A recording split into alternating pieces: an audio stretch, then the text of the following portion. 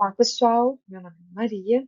E no módulo de hoje, nós iremos abordar os processos de monitorização na avaliação ambiental estratégica no planejamento urbano e focar nos efeitos e impactos no contexto português. Bom, só trazendo alguns pontos de contexto e também pilares deste módulo, e lembramos que as avaliações ambientais estratégicas são ferramentas essenciais para promover a sustentabilidade dos sistemas urbanos e preparar as cidades para enfrentar os crescentes impactos das alterações climáticas, e também o papel da monitorização no âmbito das AAEs como fundamental para avaliar se os planos atingem os seus objetivos, verificar os impactos previstos em relação aos que foram observados e contribuir também para ajustes durante o plano e para decisões futuras. Como então a monitorização acontece na avaliação ambiental estratégica e no planejamento urbano no contexto português? Nós vimos em outros módulos o processo desde a elaboração do plano diretor municipal e da AAE, e aqui, então, nós partimos do plano já aprovado, que é o final do processo anterior, e da declaração ambiental, da avaliação ambiental estratégica, também publicada. No âmbito da monitorização, nós temos previsto que todo ano devem ser elaborados e publicados relatórios de monitorização no âmbito da AE, e que, no âmbito do planejamento urbano, a cada 4 anos, são elaborados e publicados os REOTs, os relatórios de estado do ordenamento do território, que também são documentos que acompanham, então, o desenrolar do plano e o andamento do plano, e assim como seus impactos. Os REOTs, eles são importantes também para a revisão do plano diretor, já que são obrigatórios no início desta fase. E a revisão do plano diretor pressupõe o início de um novo processo da avaliação ambiental estratégica. Tudo isso, como nós vimos, amparados pelos decretos-leis, que são, na verdade, adaptados, né, e regulamentados a partir das diretivas da União Europeia nessas matérias. E o que nós observamos em uma análise preliminar é que, para elaborar os REOTs, algumas equipes que preparam estes documentos consultam a declaração ambiental, o programa de monitorização dessa declaração ambiental, para basear os seus indicadores e até mesmo a forma de proceder com os REOTs. Por esse motivo, o nosso estudo buscou avaliar os processos de monitorização dos planos diretores municipais, incluindo as AAEs, e compreender, então, as relações entre estes instrumentos.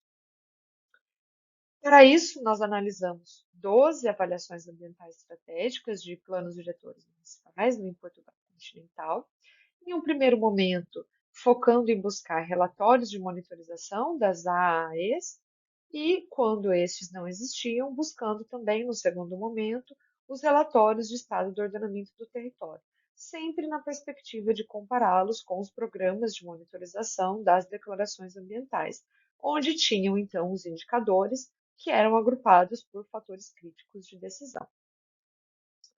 Um primeiro ponto desta análise se assenta, então, na própria realização da monitorização.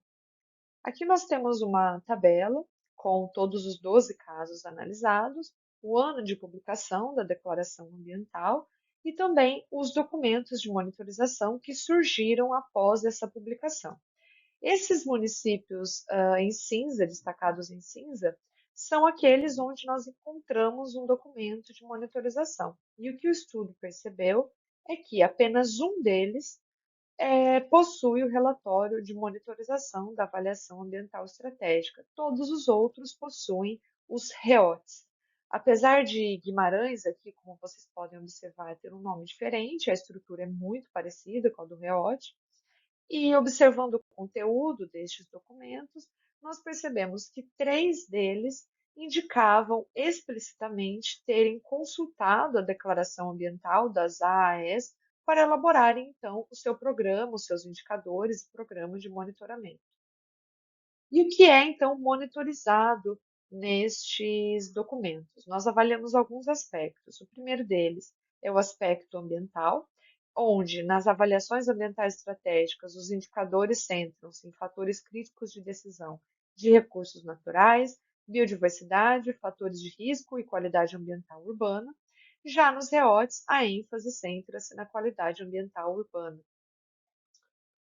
Nos aspectos socioeconômicos, os REOTs eles abordam mais temas de indicadores comparados com as AAEs e, com exceção de dois casos, quase não há correspondência entre o que foi proposto na declaração ambiental e o que foi de fato monitorizado pelos REOTs.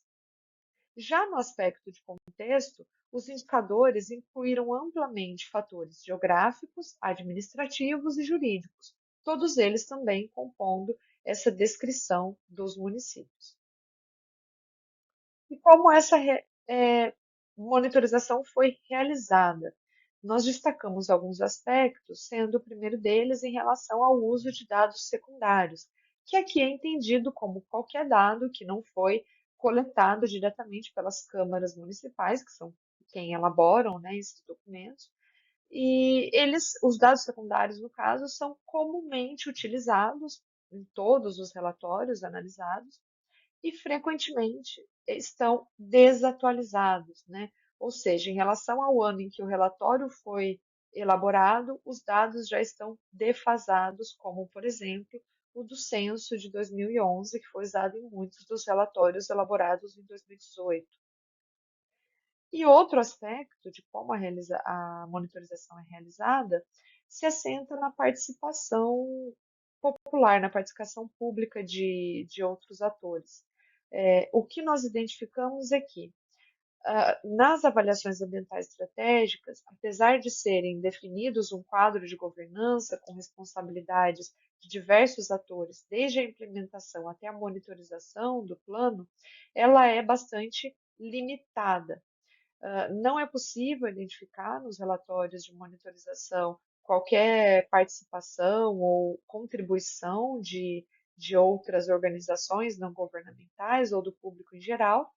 Então, a monitorização ela depende praticamente das instituições públicas que as elaboram, no caso, as câmaras municipais e os outros agentes consultados para compor os indicadores.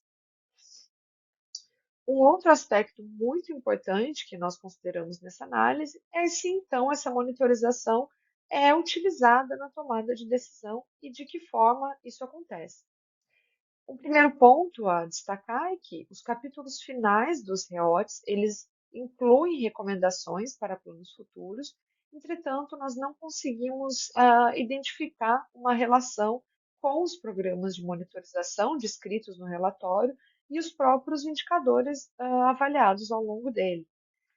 Com isso, não fica claro, né, nem como e nem se esses indicadores que foram analisados ao longo do relatório contribuíram para recomendações futuras e, consequentemente, para tomadas de decisão futuramente.